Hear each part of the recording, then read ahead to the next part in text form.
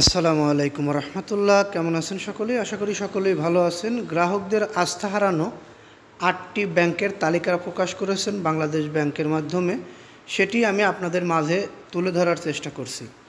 গ্রাহকদের আস্থা হারিয়েছেন ৮টি ব্যাংক। বিশেষ করে রেমিটেন্স যোদ্ধা আমাদের প্রবাসী গ্রাহকদের আস্থা হারিয়েছেন যে ৮টি ব্যাংক, সেই ৮টি ব্যাংকের তালিকা প্রকাশ করা হয়েছে, যেটা আমরা বাংলাদেশ ব্যাংকের ওয়েবসাইট থেকে নিয়েছি।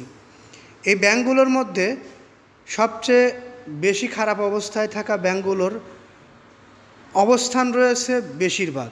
তার মধ্যে রাষ্ট্রীয় মালিকানাধীন ব্যাংকও রয়েছে।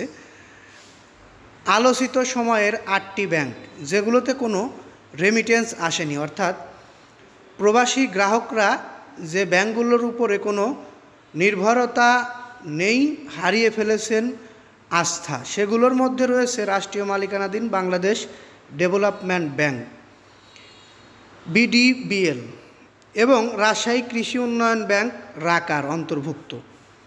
বেসরকারি ব্যাংকগুলোর মধ্যে রয়েছে Citizen Bank, ICB Islami Bank ও পদ্মা ব্যাংক। বিদেশি ব্যাংকগুলোর মধ্যে রয়েছে Habib Bank, National Bank of Pakistan, State Bank of India ও উরি ব্যাংক। এই সকল ব্যাংকের উপরে আস্থা হারিয়েছেন গ্রাহকরা। তার মধ্যে বেশি আস্থা হারিয়েছেন প্রবাসী গ্রাহকরা। আমরা জানি বর্তমান বাংলাদেশে যে পরিমাণে রেমিটেন্স আসছে, সেই হিসাবে সব ব্যাংকেই কম বেশি রেমিটেন্স এসেছে। কিন্তু আমি যে ৮টি ব্যাংকের নাম বললাম, এই ৮টি ব্যাংকে এই মাসে তো কোনো রেমিটেন্স আসেইনি। বিগত মাসগুলো বিশ্লেষণ করলে, পর্যালোচনার মাধ্যমে দেখা যায় সে মাসগুলোতেও এই ব্যাংকগুলোতে কোনো রেমিটেন্স পাঠায়নি প্রবাসী গ্রাহকরা। এতে বোঝা যায় আমাদের বাংলাদেশি গ্রাহক শুধু নয়, প্রবাসী গ্রাহকরাও এই সকল ব্যাংকের উপরে আস্থা হারিয়ে ফেলেছে।